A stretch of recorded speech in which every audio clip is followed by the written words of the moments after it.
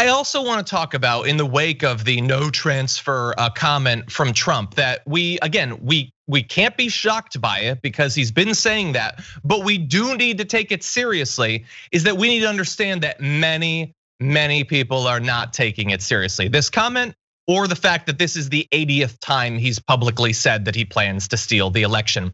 There's a tweet out by Ben Shapiro earlier today that was like, well, he certainly shouldn't have said it, but let's be clear, the coup narrative is entirely made up by the media. Well, maybe not entirely. I mean, he did just say that he's not going to transfer power. That seems like maybe you should factor that in. And you have tweets like this. Now, look, I'm not one of the people that loves to just rag on Nate Silver constantly. I appreciate his analysis in some cases, even though I'm a progressive, so he hates my guts.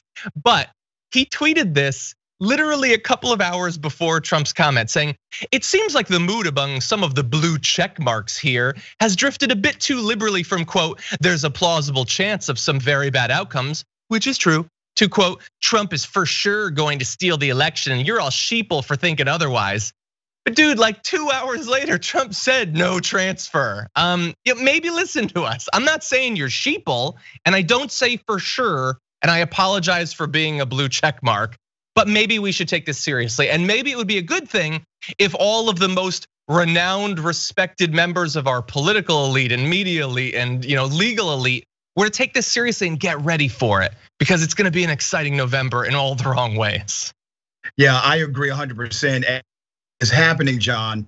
You have individuals who are credible, they are smart, they are brilliant, but they have normalized the behavior of the president. They have become apologists to his extreme rhetoric. And every time they say, well, he didn't really mean that, and then he does the thing that they didn't think he would do, instead of checking him and bringing their party back into alignment with the platforms of the Republican agenda, instead of checking him, John, they decide to expand the moral compass, and they keep expanding the moral compass. And every time this guy does this to them, I'm talking about to the conservative brand, he takes away the soul of the Republican Party, if they ever had one. And at some point, you will be in a post-Trump era. And I'm talking about Republicans. You will be in a post-Trump era. However, because of what you allow Trump to do to your brand, you will never live it down. It will take decades before people forgive you of this. This guy is not the people's champion. The vast majority of Americans never supported him in the first place. They absolutely don't support him now. You will not be on the right side of history. You're not even on the right side of the present. That's good. I like that. That's good. Yeah, you're totally right. So many people, they just don't get it. They still think that this is the 80s. They really do. They really do. I look at basically every Dem leader is like, if he does these unprecedented things, then he'll pay someday in an election, I guess. So I'm not gonna do anything, but our voters maybe will make him pay. That's not gonna save our democracy. It's just not going to. It's not just Trump, of course. In response to that unprecedented comment about the transfer of power, Republicans brush aside Trump's dismissal of a peaceful transfer. They're not worried about it. Oh, really? Is Mitch McConnell not worried about it? That's a shock. I might faint, actually. Hold on. No, I'm good. Okay, that was close. Here's the thing, man.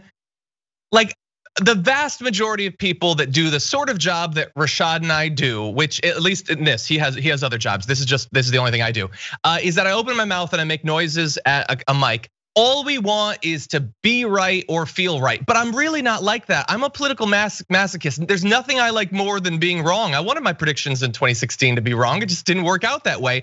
I want these predictions about how the election is gonna go to be wrong. But wanting it doesn't make it so. And you can't just say we're being hyperbolic. When Trump went to a rally and he said, I say we slow down the testing, and I freaked out. They freaked out not at Trump, but at people like me saying, oh, come on, it's just a rally. He's just saying that. And then they've manipulated the CDC in any number of different ways. They did actually reduce the testing for a significant period of time. I wanna be wrong, but in 2020, I don't get to be about anything that truly matters. We're talking about a guy who manipulated the Weather Channel. Okay. Yes. All right. Yes. A guy who's willing to manipulate the Weather Channel. There is nothing this individual will not do to remain in power. To me, it is not a possibility that Trump will fight his electoral and popular vote defeat. It is not a possibility. It is a win. It is a, at what point will his team start filing the lawsuits to kick this to the Supreme Court? 100%, 100%. I'm glad that you brought that up.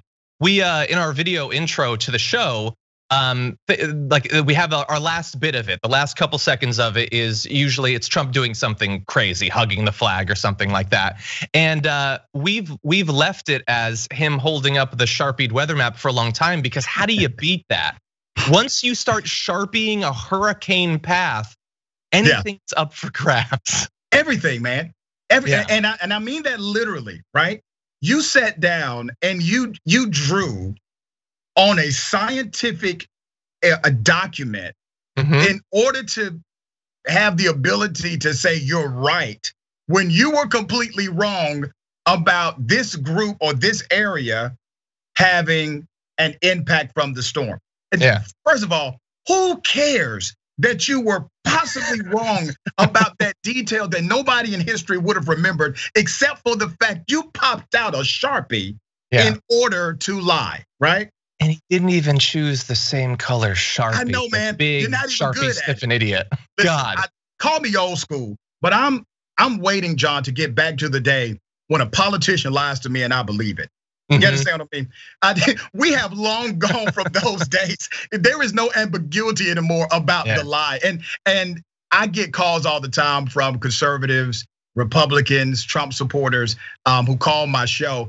And if you get them in the right debate, John, they will admit they know Trump lies. And then they will say, but this, right? That's the problem. Yeah, I think a lot of Americans have been sniffing that Sharpie. And unfortunately, there's no putting the cap back on that. That's what I worry about.